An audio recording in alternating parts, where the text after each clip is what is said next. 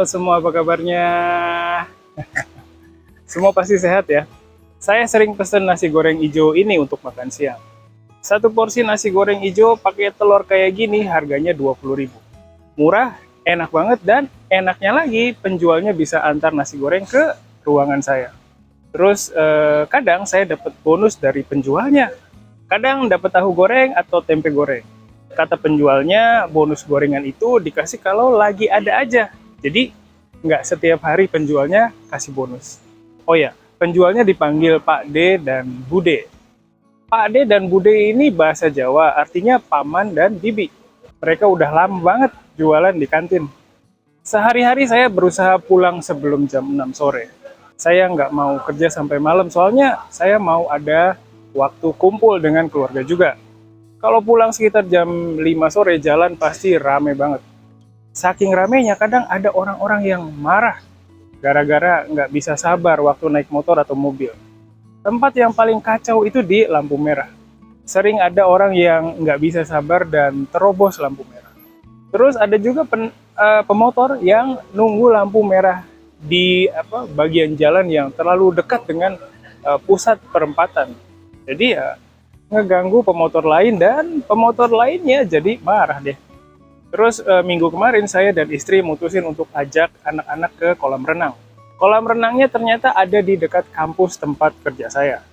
Saya baru tahu ada kolam renang di daerah ini. Pas sampai di kolam renangnya, ternyata kolam renangnya lumayan bagus. Kami ke kolam renang soalnya Bintang bilang kalau dia mau belajar berenang. Terus kakaknya bilang mau ngajarin.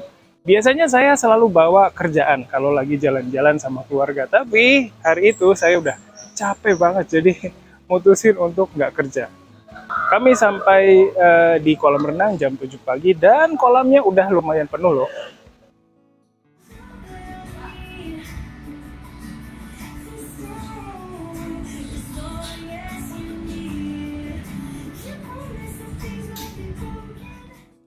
Oke.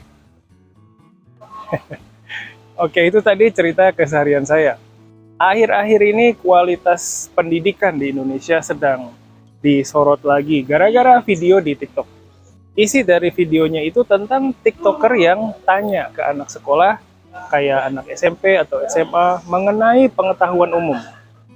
Misalnya pertanyaan tentang apa kepanjangan dari DPR, terus apa kepanjangan dari MPR, terus pertanyaan apa lagi ya, apa ibu kota dari Jawa Timur, dan pertanyaan tentang pengetahuan umum lainnya. Pertama, saya kasih jawaban dari pertanyaan yang tadi dulu ya. Kepanjangan dari DPR itu adalah Dewan Perwakilan Rakyat. Terus kepanjangan dari MPR itu adalah Majelis Permusyawaratan Rakyat, dan ibu kota dari Jawa Timur itu Surabaya. Nah, warganet di Indonesia pada heran, kok anak-anak sekolah di Indonesia nggak bisa jawab pertanyaan yang gampang itu. Warganet di Indonesia pikir itu pertanyaan yang mudah, soalnya pertanyaan itu merupakan hal-hal umum yang dipelajari di tingkat SMP atau SMA. Sehari-hari saya juga ngajar, dan dari situ saya bisa ngerasain kayaknya ada yang nggak beres dengan kondisi pendidikan di Indonesia. Di video ini saya bakal coba ngobrol mengenai kira-kira kenapa sih kualitas pendidikan di Indonesia ini nggak maju-maju. Tapi mohon diingat, ini hanya pendapat saya berdasarkan beberapa artikel yang saya baca di internet. Terus walaupun saya bilang anak sekolah di Indonesia, bukan berarti semua anak Indonesia seperti yang saya ceritain ya. Kalau dari artikel yang saya baca, hal yang paling berpengaruh ke kualitas pendidikan di Indonesia adalah kualitas pengajar yang belum merata. Standar untuk pengajar itu sebenarnya ada, termasuk untuk dosen kayak saya. Sebelum jadi dosen, ada beberapa tes yang harus saya kerjakan, dan setelah lulus tes itu, baru saya bisa dapat sertifikat untuk mengajar. Sama juga dengan guru di SD, SMP, dan SMA. Mereka juga harus ikuti tes supaya dapat sertifikat mengajar. Terus pemerintah juga sering adain pelatihan untuk guru atau dosen, tapi ya hasilnya masih belum kelihatan. Kalau jadi guru di sekolah atau universitas negeri, ada kemungkinan guru itu bisa jadi pegawai negeri sipil. Nah, ada juga orang yang cuma mau jadi pegawai negeri sipil atau PNS, karena kalau jadi PNS mereka bisa dapat gaji yang stabil dan bisa dapat uang pensiun. Bukan cuma guru, dosen kayak saya juga banyak yang kinerjanya kurang bagus, termasuk saya. Kalau dosen itu selain mengajar, kami juga harus meneliti. Nah, kualitas penelitian di Indonesia juga masih kurang, terutama di bidang humaniora. Saya juga adain penelitian sih tiap tahun, tapi ya belum bisa buat penelitian yang bisa terbit di jurnal internasional. Tapi kenapa kualitas guru dan dosen di Indonesia kurang bagus juga ada sebabnya. Katanya guru dan dosen itu banyak dibebani kerjaan administratif juga. Kayaknya hal kayak gini juga ada di Jepang ya. Untuk kalian yang berprofesi sebagai pengajar, kasih tahu dong suka dukanya. Hal lain yang katanya berpengaruh ke kualitas pendidikan Indonesia adalah masalah kurikulum. Kurikulum di Indonesia terutama untuk pendidikan di tingkat SD, SMP, dan SMA itu sering berubah. Emang sih, kurikulum itu perlu dikaji dan diperbaiki secara berkesinambungan. Tapi kadang perubahan isi kurikulum di Indonesia itu nggak sebanding dengan kemampuan mengajar gurunya. Kurikulumnya mungkin jadi lebih baik, tapi guru yang menjalankan kurikulum itu apa sudah siap dan mampu pakai kurikulum yang baru? Nah, ini mungkin perlu dicek lagi. Anak saya yang paling kecil sekarang di kelas 3 SD. Kalau ada tugas dari gurunya, kadang bukan anaknya yang repot, tapi bapak ibunya. Saya dan istri berusaha supaya anak bisa kerjakan tugasnya sendiri. Ya, sebisanya aja. Hasilnya kurang bagus juga nggak apa-apa. Tapi banyak juga orang tua yang kerjain tugas anaknya loh. Hasilnya bagus-bagus, misalnya tugas prakarya ya. Kadang hasilnya itu terlalu bagus. Jadi kalau gurunya lihat, saya yakin gurunya juga tahu. Kalau yang buat bukan anaknya, tapi orang tuanya. Sebenarnya banyak yang mau saya omongin, tapi kali ini ya cukup segitu aja deh. Kalau kalian punya pendapat tentang pendidikan di Indonesia, silakan tulis aja di kolom komentar ya. Jangan malu-malu ya. Mungkin masukan dari kalian bisa jadi referensi untuk orang Indonesia ya nonton video ini.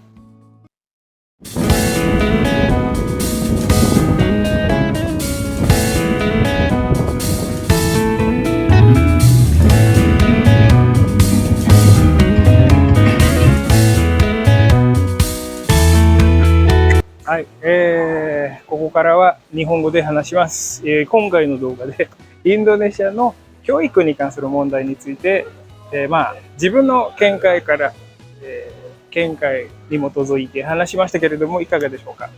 インドネシアとか日本とかで、インドネシアの人と仕事している皆さんから、インドネシアの人材についてぜひ何かアドバイスをください。さて、今回も日記に出ている単語についてお話ししたいと思いますけれども、その単語はガラガラです。ガラガラは、インドネシア語で名詞で日常会話で結構使われると思いますけれども、皆さんインドネシア人から聞いたり、自分から使ったりしたことがありますか？ガラガラは、名詞ですけれども、因果関係を表すための、接続詞の、機能を持っています。辞書で調べましたけれども、確かに名詞です。ガラガラは名詞なのに、接続詞の性格を持っています。日本語から見ると、変かもしれないですね。このような変な単語はインドネシア語に結構あると思います。多分これがインドネシア語が難しい原因の一つかもしれないです。ガラガラはカルナとかと同じで、因果関係を表す単語ですけれども、使い方がカルナと違います。ガラガラはあまり良くないことによく使われます。では、いくつかの例文を見てみましょう。例えば、ガラガラhujan deras、anak-anak tidak bisa main di taman という文章で、意味は、大雨で子供たちは、公園で遊べないという意味です。もう一つ、見ましょう。例えば、gara-gara lupa bawa buku pelajaran, aku dimarahi ibu guru という文章で、意味は、教科書を持ってくるのを忘れて先生に怒られましたという意味です。このような例文もあります。例えば、kami terlambat ke sekolah gara-gara alarm tidak bunyi という文章で、意味は、アラームが鳴らなかったから、学校に遅刻してしまいましたという意味です。はい。今、3つ例文を見ましたけれども、いかがでしょうか。日本語にすると、普通の因果関係を表すからとかのでとかで表現できますね。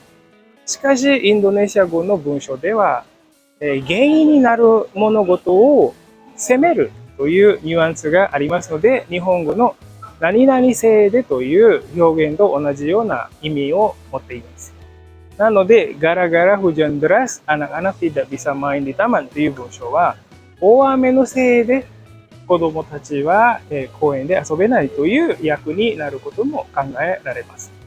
あと、3つの文章をもう一度見てみますと、やはりネガティブなニュアンスがありますね。大雨のせいで子供たちは公園で遊べないとか、教科書を忘れたから、先生に怒られたとか、アラームが鳴らなかったから遅刻してしまったとかで、全部悪い影響を表している文章ですね。さっきの例文のような、経験は皆さんにも必ずあると思いますので、ぜひコメント欄に書いて皆さんのガラガラの経験を教えてください。この動画を見てくださった皆さん、ぜひ自分の経験をもとに、例文を作ってみてコメントとして書いてみてください。ハリニャジャパネシアは皆さんとのコミュニケーションを図るために作っていますので、ぜひこの動画を見てたくさんインドネシア語のインプットを吸収してインドネシア語を身につけてください。文脈がなんとなく分かってちょっとだけ理解している程度でも十分です。ジャパネシアに毎週このハリニャジャパネシアを書いていますので、わからないところがあったら下にコメント書いていろいろ質問してください。皆さんのアウトプット、そして私からのインプットとフィードバック。このやり取りがとても大事です。Itu dulu sementara ini, sampai ketemu lagi di konten berikutnya. Bye bye.